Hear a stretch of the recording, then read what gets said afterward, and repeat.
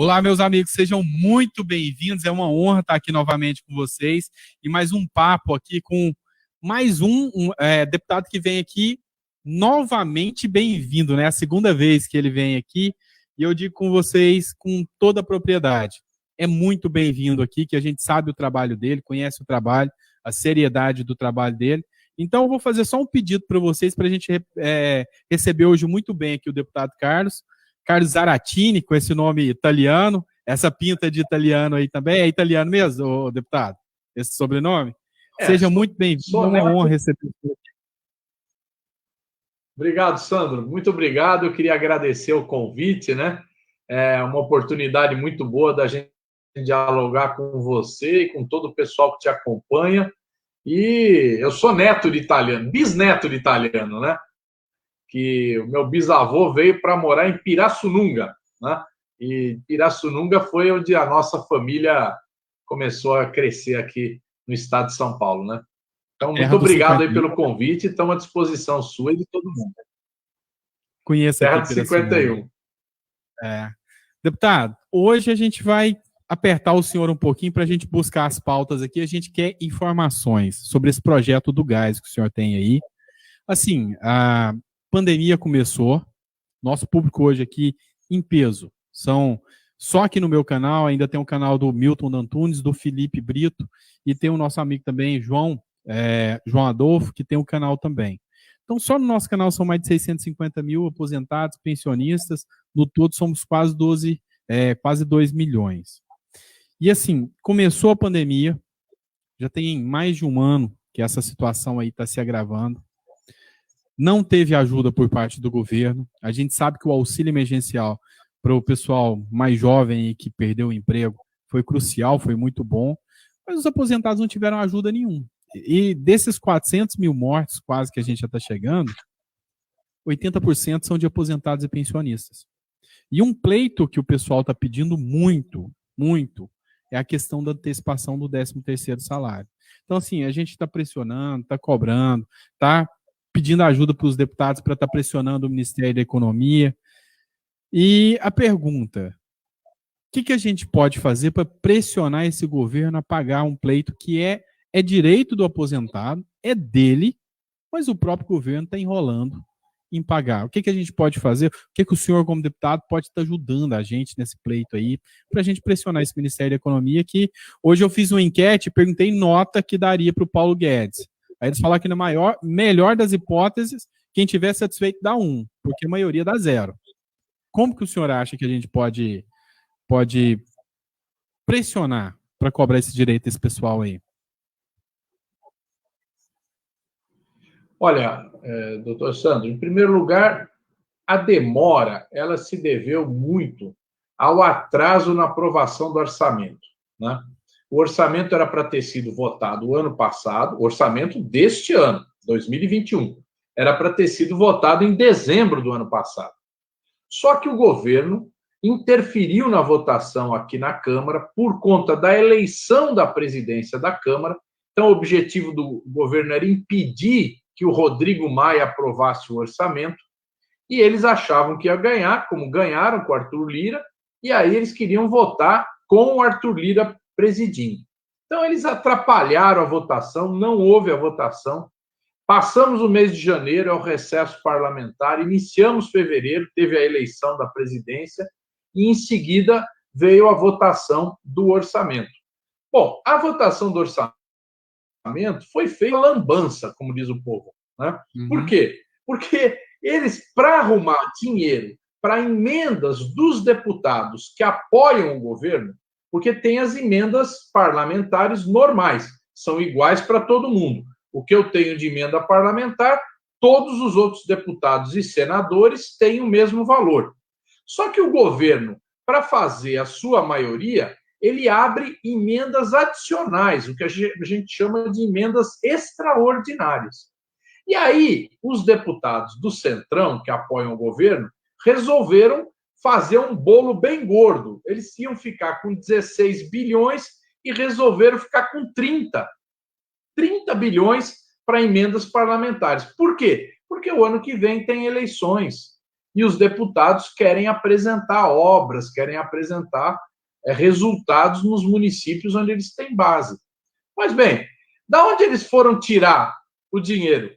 Inacreditável. Foram tirar o dinheiro das aposentadorias, doutor Sandro.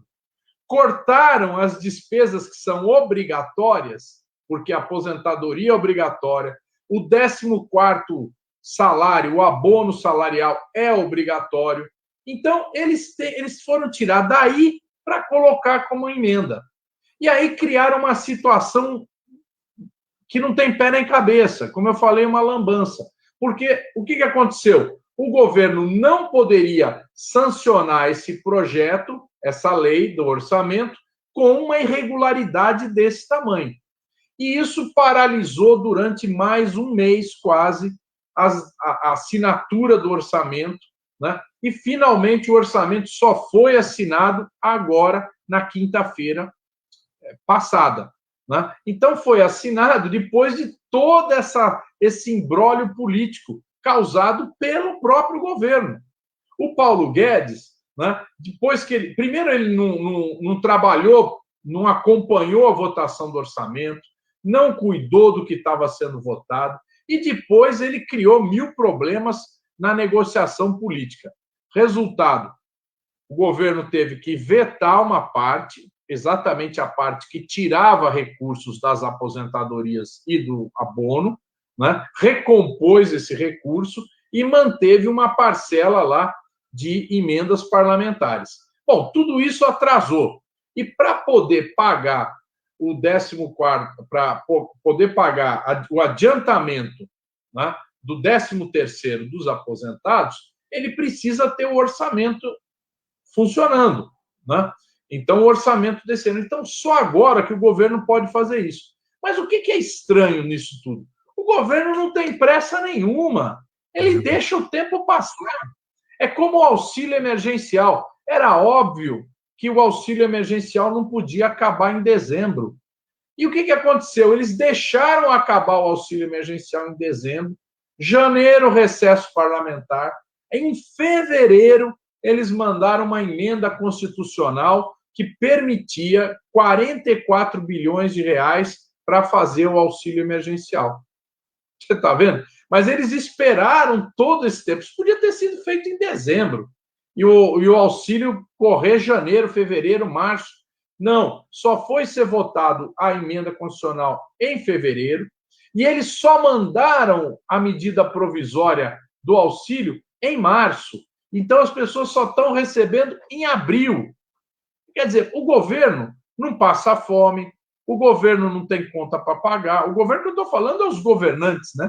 Eles não têm contas, o dinheiro deles está garantido, né? A vida deles está resolvida. Agora, eles não se preocupam com os milhões e milhões de brasileiros que vivem em extrema dificuldade. Então, o que é necessário agora? A pressão não é sobre o Congresso.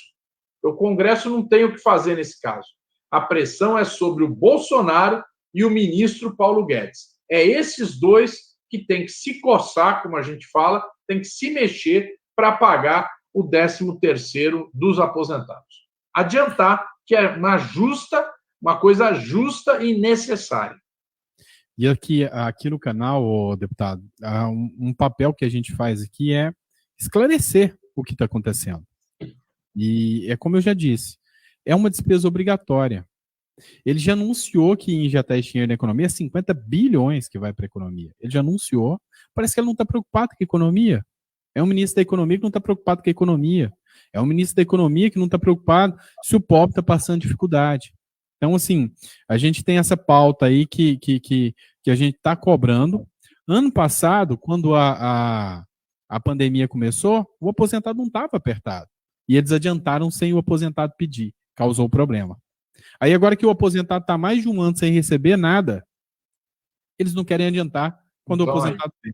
Parece que é do contra. Parece que é um governo, é uma linha de raciocínio que é do contra. Se é bom para o povo quer, não faz. Se não é o que o povo quer, eles vão lá e fazem. É complicado. Mas tem uma pauta que eu queria que o senhor explicasse, esse projeto do senhor sobre o gás. Tá? Que isso aí hoje está tendo um impacto muito grande na família, principalmente dos aposentados aqui também. Principalmente, porque durante a pandemia, quem está segurando a bronca, quem está recebendo o filho em casa e está ajudando é o aposentado. É o salário do aposentado. Hoje eu apresentei um estudo para o pessoal aqui, dos municípios brasileiros, 64% dos municípios brasileiros, durante esse período de pandemia, estão sobrevivendo com aposentadoria. A aposentadoria está superando 30% do PIB dos municípios. Então, é o aposentado que está segurando. Explica um pouquinho para a gente sobre esse projeto aí, ô deputado. Bom, deixa eu te dizer, nós em 2010 aprovamos aqui a Lei da Tarifa Social de Energia Elétrica. É um desconto na conta de luz para as famílias de baixa renda. O que nós chamamos de família de baixa renda? Famílias que têm uma renda per capita menor do que meio salário mínimo. Ou seja, você soma a renda de todo mundo que mora na casa e que trabalha ou que é aposentado, certo? E divide pelo número de membros, contando as crianças, contando os aposentados ou os não aposentados que moram na mesma casa. Se essa renda for menor do que meio salário mínimo, então essa família tem direito a um desconto na conta de luz que varia conforme o consumo de energia. Então, é um desconto maior se a família tem uma renda menor e um desconto menor se o consumo é maior. Então, esse projeto está vigorando desde 2010 e já atendeu 14 milhões de famílias no Brasil, né? Justamente aquelas de menor renda. Também recebem, têm direito a esse benefício, as famílias onde tem alguma pessoa que receba o BPC, o benefício de prestação continuada. O BPC é pago para pessoas com mais de 70 anos, né, que não têm aposentadoria, né, e que têm também uma renda baixa, ou para famílias onde tem alguma pessoa portadora de deficiência, né, de qualquer tipo, né, desde que esteja aprovado, reconhecido pelo INSS, certo? Então, esse projeto da tarifa social, nós, agora que vimos o absurdo que está o preço do gás, porque o que aconteceu? É importante explicar isso, doutor Sandro. O preço do gás, da gasolina, do óleo diesel no Brasil, ele acompanha o preço internacional. Desde o governo do Michel Temer e agora no governo do Bolsonaro, apesar do Brasil produzir um dos petróleos mais baratos do mundo e, consequentemente, o gás também, o custo de produção é muito baixo, porque o pré-sal ele é uma maravilha. Quando você fura um poço no pré-sal, o que jorra de petróleo, em nenhum lugar do mundo acontece isso. Então, cada poço do pré-sal tem uma produção gigante. Então, o custo do barril de petróleo e do barril de gás é baixo, né? Apesar disso, a Petrobras, ela vende esse petróleo e esse gás pelo preço internacional. Então, você vê quanto está o petróleo no mercado internacional. Sei lá, está $80 o barril. Então, o preço aqui no Brasil vai ser $80 o barril. Apesar de que a gente produz um barril de petróleo por cerca de 15 a 20 dólares o barril. Então, você vê o absurdo que é. Então, o que acontece? Além do preço variar internacionalmente, né, isso varia todo dia, e quando aumenta lá fora, eles aumentam aqui dentro, também tem a variação do dólar. Então, a moeda brasileira, nesse último ano, ela se desvalorizou demais. Hoje já está R$ 5,40, R$ 5,50 o valor do dólar. Há 2 anos atrás era R$ 3,50. Então, um aumento absurdo. Então, além de ter o aumento do petróleo no mercado internacional, ainda tem o aumento do dólar. O resultado disso, o custo da gasolina, do óleo diesel e do botijão de gás está extrapolando, está todo mundo reclamando, né? Então, nós vamos buscar uma solução para o gás, porque o gás, quase todo mundo depende do gás para cozinhar, né? Então, nós apresentamos um projeto que tira o dinheiro da onde? Dos royalties do petróleo, que é uma taxa que a Petrobras e as outras empresas petroleiras pagam para o governo por cada barril de petróleo que eles tiram, né? É o royalty, e também tiramos da CID. A CID é uma outra taxa que está embutida no preço da gasolina, né? Então, a fonte de recurso para esse desconto no gás é exatamente o royalty e a CID. Porque muitas vezes a gente propõe uma determinada coisa aqui e o governo fala, mas nós não temos dinheiro.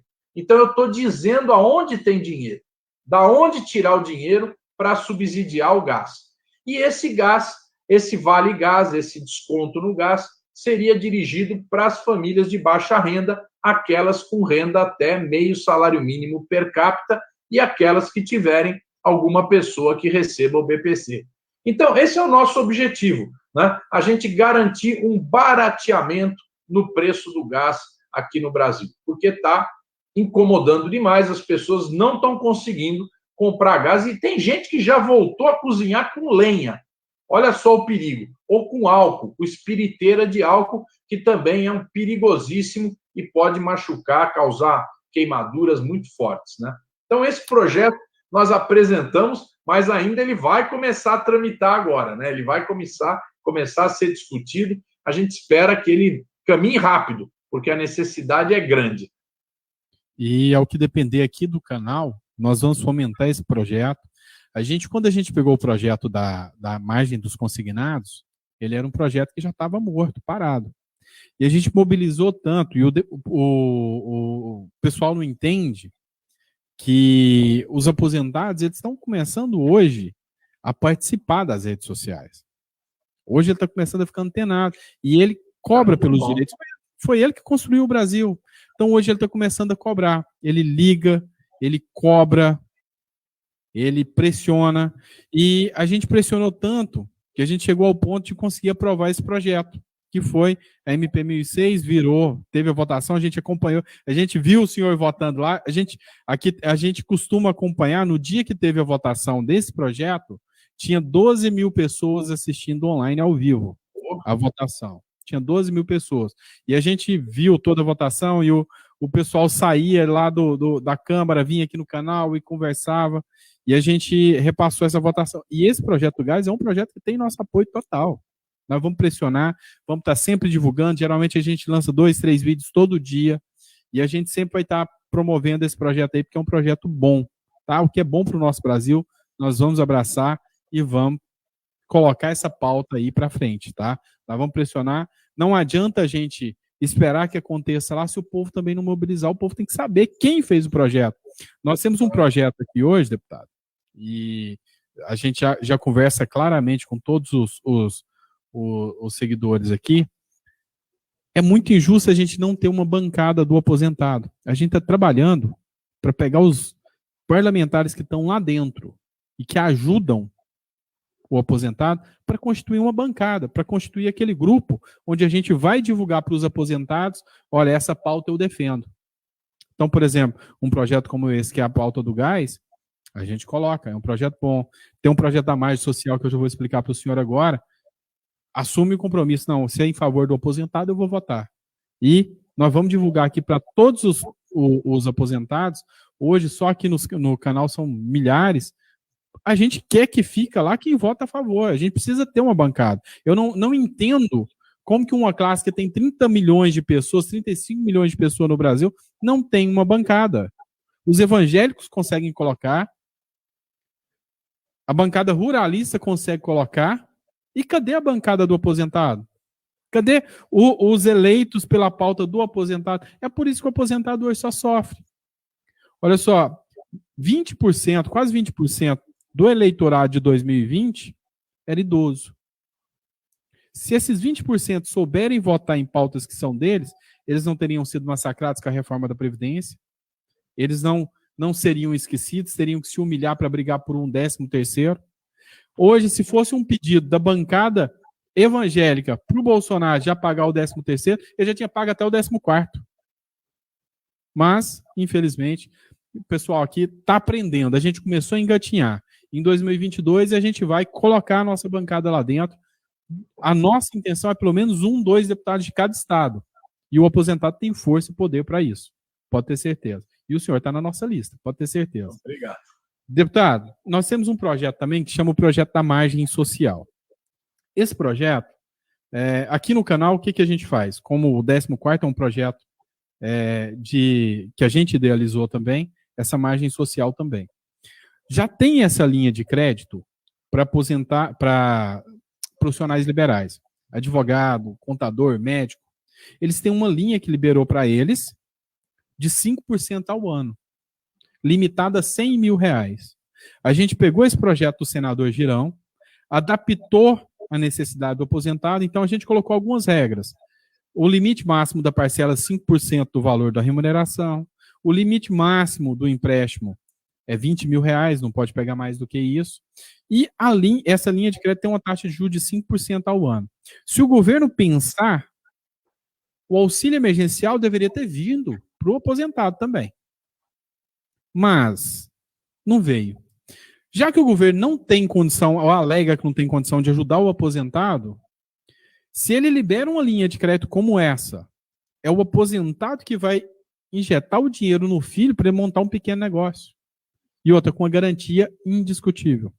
Em vez da gente gerar uma despesa para o governo, a gente está gerando um ativo para ele, porque é um empréstimo. Seria como se eu estivesse pegando o auxílio emergencial, emprestando para o aposentado, com uma taxa de juro baixinha, e vou receber de volta. Seriam bilhões. O nosso cálculo aqui é que se a gente pegasse uma projeção do que o crédito consignado libera por ano, se a gente pegasse durante esse período de pandemia, nós estamos falando em algo em torno de 250, 260 bilhões irrigados na economia, que não estão sujeitos ao teto de gastos, porque é um ativo. Ele não é um passivo, ele é um ativo. Eu estou emprestando. Que ele irrigaria a economia, o pequeno comerciante ia agradecer. E detalhe, o aposentado, ele pegaria esse valor, poderia quitar uma dívida maior, por exemplo, digamos que ele tem um consignado com uma parcela de R$200, ele paga ali R$1,82, que é o consignado por mês. Na margem social daria 0,41%, mais ou menos. Ele poderia quitar aquele contrato que ele paga R$200 por mês, a parcela dele de 200 ia cair para 120, R$130, e ele ia ganhar 120 dias para começar a pagar por causa da carência. Isso com a garantia do governo, com a garantia dos bancos estatais. E o banco que quisesse só controlar esse dinheiro, o banco privado, fala, não, deixa que eu empresto, o juro fica para mim, eu te devolvo o capital para o governo. Para o banco é interessante, ganhar dinheiro no dinheiro que não é dele. É o que ele já faz. Então, assim, é um projeto que tem toda a possibilidade de passar. A margem dos consignados, que é o PL 1328, infelizmente a gente colocou dentro da MP 1006, a gente colocou uma emenda lá dentro, que foi o destaque número 11. Eu redigi, entreguei para o Pompeu de Matos, o Pompeu protocolou, foi o Vô Queiroz, na verdade, na condição de líder do PDT, ele protocolou o pedido, só que entrou em votação, era o mesmo texto da 1328. Só que a gente perdeu de 266 a 144. Então, assim, eu já até desisti de fomentar por essa pauta da 1328, porque se entrar lá e não tiver mudado a cabeça dos parlamentares, nós vamos perder de novo. Isso me preocupa. Hoje, a base do governo, o senhor sabe que está mais forte. E os governistas são contra qualquer ajuda nesse sentido. Então, a margem social resolveria o problema da suspensão dos consignados, resolveria o problema da falta de dinheiro do aposentado, injetaria recursos na economia. Estou te pedindo ajuda para esse projeto. Vamos lá. Tá? Vamos trabalhar em cima desse projeto. É o número você tem? Tenho aqui. Me falhou a memória agora. Deixa eu pegar o projeto aqui que eu já passo para o senhor. Pessoal, vocês estão mais por dentro que vocês estão assinando a petição aqui. Tá? É o projeto... Deixa eu pegar aqui. Já passo para o senhor já também. E a gente está fazendo uma petição, a gente começou uma petição ontem, tá? E nessa petição, a gente já está com 5 mil assinaturas de ontem para hoje. E a gente está correndo atrás aí das assinaturas, tá? É o projeto 4732. Projeto 4732, aqui, ó. De 2021 ou 20? De 2020. Tá. 2020. Foi no final do ano. O Pompeu de Matos. Pompeu de Matos, do PDT. Tá. Isso. Aí a gente está aqui... Deixa eu só colocar uma coisa para você, né? O governo é bom para todo mundo saber. A oposição, ela está composta hoje aqui de 5 partidos, né? O PT, o PDT, o PSB, o PSOL e o PCdoB. E tem a Rede também, mas a Rede só tem uma deputada, né? Uhum. Esses 6 partidos, então, esses 6 partidos somados dão 130 votos. Então, 130 votos. Então, é muito difícil aqui, para a gente passar desses 130, nós dependemos de que a gente consiga trazer um pedaço da base do governo. Porque mesmo partidos que não são da base do governo, como o PSDB, o DEM, o MDB, eles se alinham com o governo. É impressionante, Sandro, essa situação. Eles não são da base do governo, mas eles votam com o governo. Teve uma exceção a semana passada, que foi votada a urgência para o projeto de lei que autoriza a privatização do Correio. Olha só o que eles querem fazer. Vender a empresa mais antiga do Brasil, que é o Correio, certo? Querem ver, e é uma empresa que chega em qualquer canto do território nacional. Eles querem vender, e aí a gente teve 165 votos. Tivemos 35 votos a mais, que foi o voto da maior parte do pessoal do MDB, e votos, um em cada partido, um pouquinho em cada partido, que deu esses 165. Então, agora a gente está trabalhando muito contra essa privatização, porque eles querem vender o Correio para uma empresa que é a maior empresa de comércio eletrônico do mundo, que é a Amazon. Eu não sei se o pessoal já ouviu falar dessa empresa, chama Amazon. Se você quiser comprar qualquer coisa, você vai na Amazon. Qual é o problema da Amazon? Ela não consegue entregar em todo o território nacional. Ela entrega em São Paulo, no Rio de Janeiro, aí em Ribeirão Preto, mas ela não consegue entregar em todas as cidades do Brasil. Mas o Correio consegue. Então, ela quer comprar o Correio para que o Correio, na mão dela, vai fazer essa entrega. O que vai acontecer?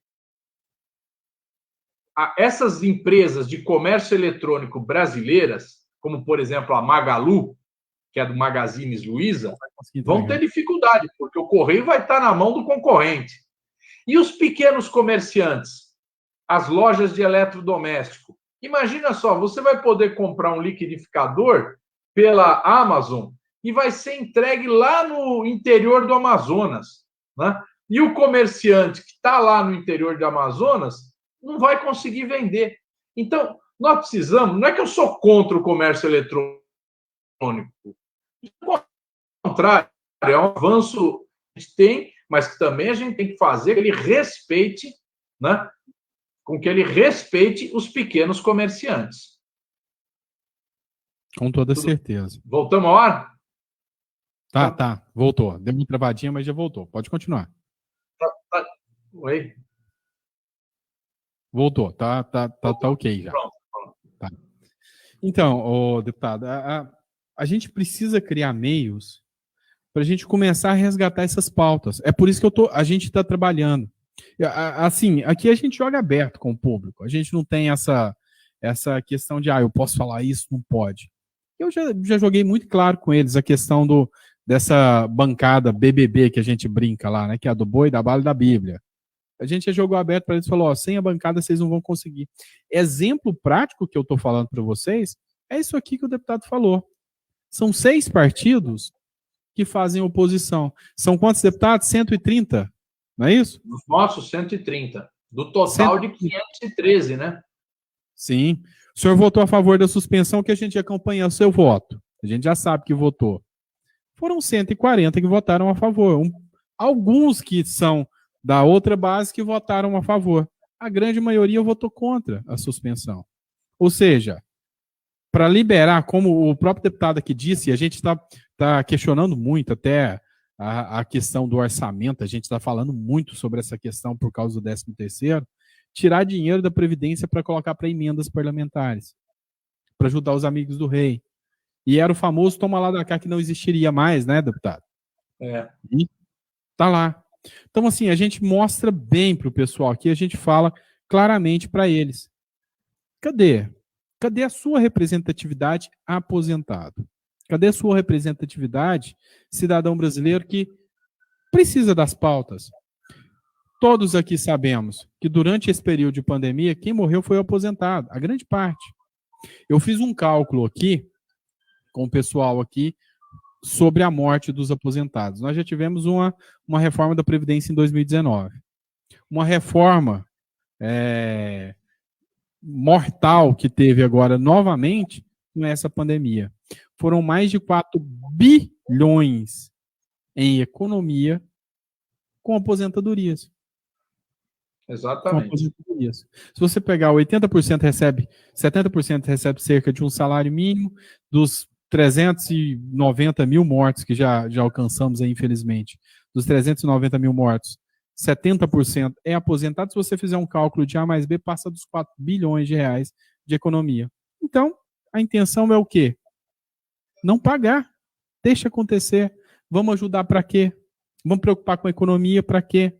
Então, assim, eu sou um grande crítico da atuação do Guedes durante esse período de pandemia. Eu sou um grande crítico dele, porque o aposentado não teve ajuda. E olha só, pediram esse projeto do 14º salário, eu apresentei, o Paim abraçou. O que a gente faz aqui nesse canal é criar os projetos e a gente passa para os amigos. Provavelmente o senhor ainda vai receber projeto nosso. Logo, logo já está na mão do senhor.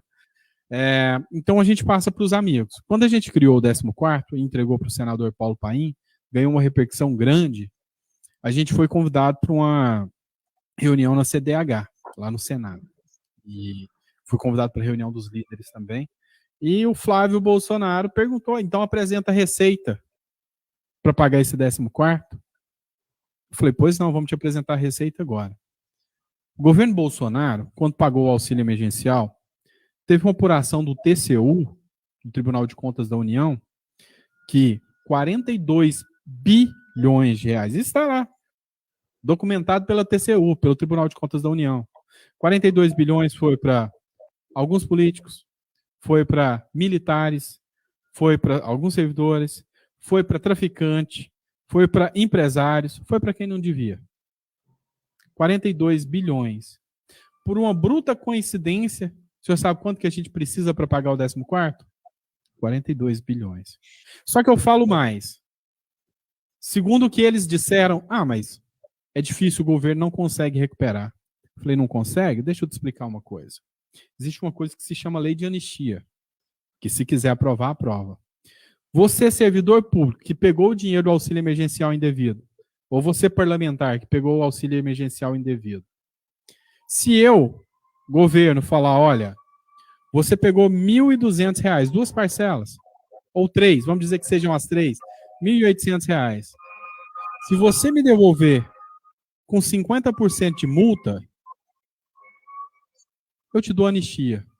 Você, parlamentar, você vai responder por crime de estelionato, dentre outros crimes. Você vai ficar 8 anos inelegível, você vai poder ser preso e você vai ficar queimado por causa de R$ 1.800. Se você me devolver daqui 30 dias, eu te dou anistia, está perdoado. Eu garanto para o senhor que eu recupero 75 bilhões de reais. Eu pago o 14º e ainda sobra dinheiro para ajudar quem precisa. Então, tá ali, basta ter boa vontade. Aí o que o governo me faz? Taca SMS cobrando das pessoas. Se você pegou aí, devolve, tô te dando uma SMS. Então, assim, dinheiro tem se souber trabalhar. Recurso tem se souber trabalhar. É por isso que a gente precisa de estar alinhado com essas pautas, com parlamentares igual o senhor que fala, não, eu tô aqui para ajudar. Porque pautas como essa, se um projeto como esse apresenta recursos, a gente consegue resgatar.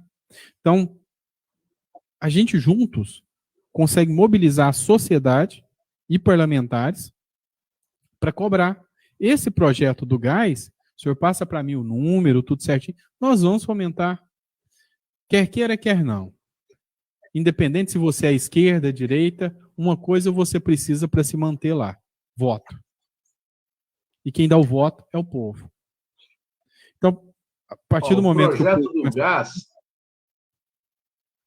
Pode falar. O projeto do gás é o 1374, 1374, 2021, tá? Tá, deixa eu colocar aqui. 2000? Qual que é o nome do projeto? 1374, 2021.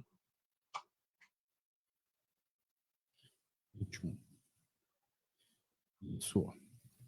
Vou colocar aqui na tela para o pessoal aqui.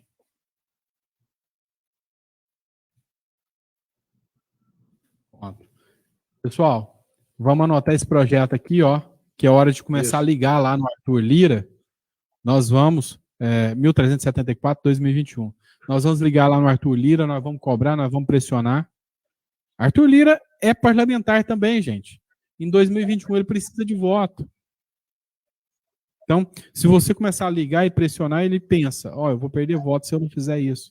É questão de boa vontade. Então, deputado, é nesse alinhamento, nessa pauta que a gente vai, tá? Ó, o projeto que o senhor Sandro, eu vou te dizer uma coisa. Eu quero dizer uma coisa para todo mundo que está nos ouvindo. Muita gente fala assim, vamos fazer uma manifestação em Brasília, tal. É ótimo, é sempre bom quando as pessoas vêm em Brasília aqui se manifestar. Mas o que tem mais influência é quando as pessoas cobram do deputado no estado dele, na cidade dele.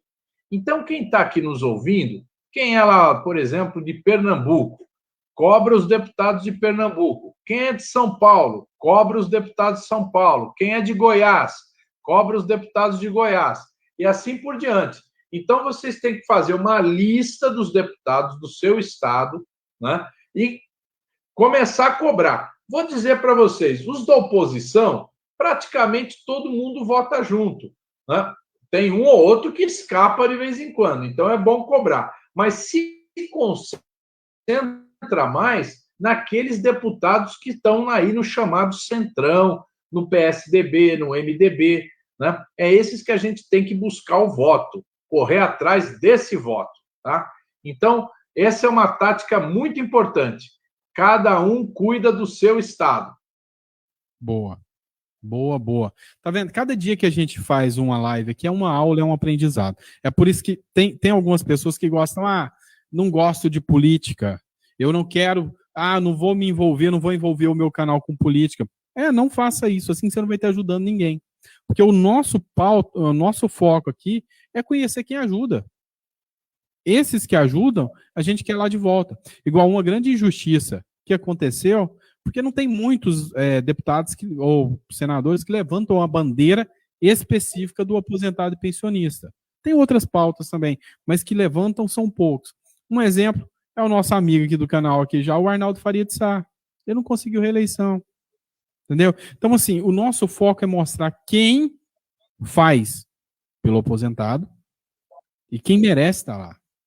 Muitas pessoas aqui votaram. Eu vou votar no fulano porque o fulano é pastor da minha igreja. Eu vou votar no fulano porque ele é filho do presidente. Eu vou votar no fulano porque ele tem um canal do YouTube grande. Mas ele não para olhar o que ele está fazendo para resgatar o seu direito, a sua democracia. Aí chega aqui, vamos cobrar o 13º, vamos cobrar, mas votou tudo errado. O que adianta cobrar? O que adianta ir lá na urna, fazer cagada e depois vir cá e... o governo é ruim. É ruim, você que votou. Entendeu? Então, a partir de agora, eu digo, nunca teve tanto aposentado tentando aprender política, entender de política, para poder ter os direitos deles garantidos. Deputado, o senhor me falou que o prazo do senhor era 40 minutos, que o senhor tinha outro compromisso, né? Quando o papo vai indo bom, às vezes a gente estoura aqui e esquece até de observar. Mas agora que a gente percebeu.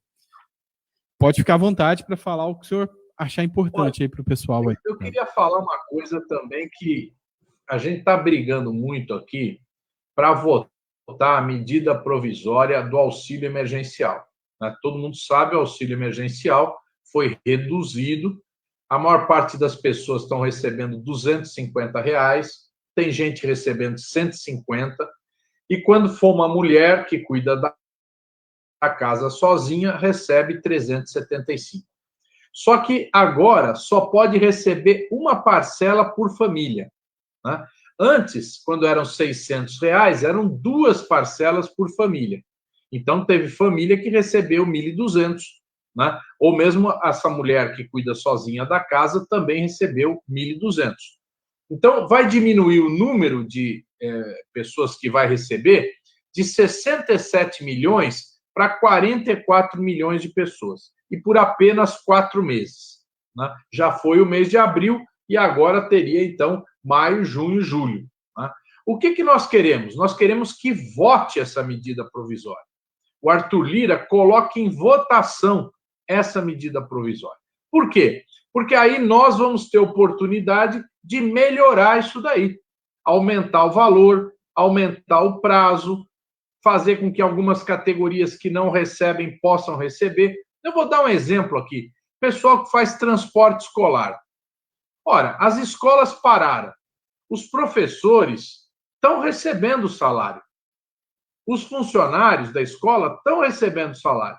Agora, o transportador escolar, ele não recebe nada. Ele não recebeu auxílio emergencial, não tem nenhum apoio das prefeituras, então está numa pindaíba louca. Então, a gente gostaria de votar essa medida provisória para melhorar esse auxílio emergencial. Aí, tivemos uma reunião agora com o Arthur Lira, agora há pouco, antes de começar a live. E nós fomos falar com ele, olha, nós queremos que você coloque em votação. Mas ele é muito ligado ao governo. Então, ele falou, olha, o problema, ele falando, o problema não é financeiro. O problema é que nós não temos orçamento. O que ele quer dizer com isso? Que tem o teto de gastos. A lei não pode gastar mais do que no ano passado.